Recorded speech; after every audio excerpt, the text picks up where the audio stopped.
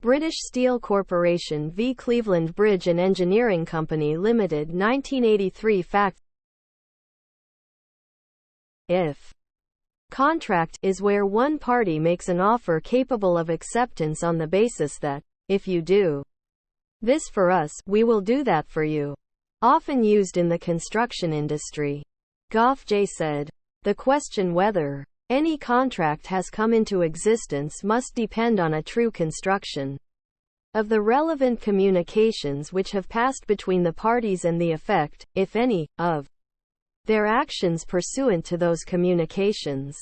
There can be no hard and fast answer to the question whether a letter of intent will give rise to a binding agreement. Everything must depend on the circumstances of the particular case.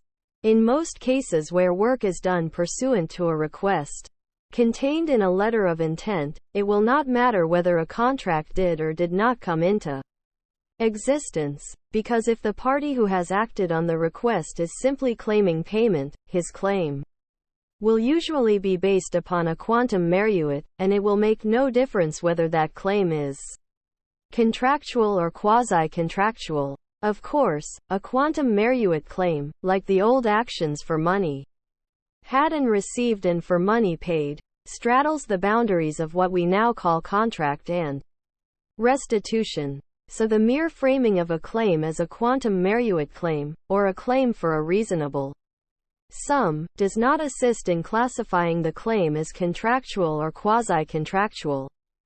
As a matter of analysis, the contract, if any, which may come into existence following a letter of intent may take one of two forms.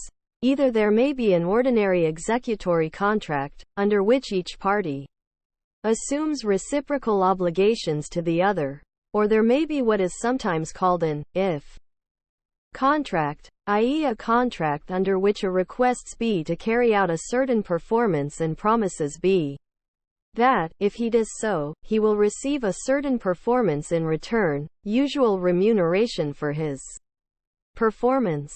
The latter transaction is really no more than a standing offer which, if acted upon before it lapses or is lawfully withdrawn, will result in a binding contract.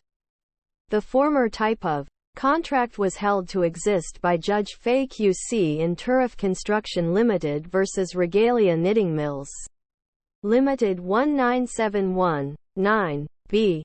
L. R. 20, and it is the type of contract for which Counsel for CBE contended in the present case.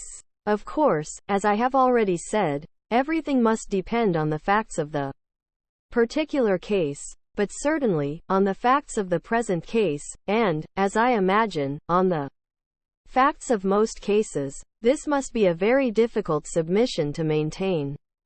If there is no contract, there can be no question of a party to a transaction being in breach of an obligation of the type which can only arise under a contract.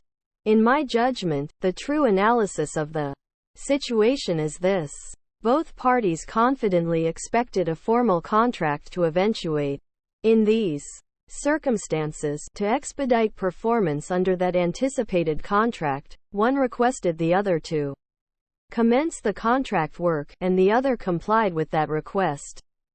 If thereafter, as anticipated, a contract was entered into, the work done as requested will be treated as having been performed under that contract. If, contrary to their expectation, no contract was entered into, then the performance of the work is not referable to any contract of which the terms can be ascertained, and the law simply imposes an obligation on the party who made the request to pay a reasonable sum for such work as has been done pursuant to that request, such an obligation sounding in quasi-contract or, as we now say, in restitution.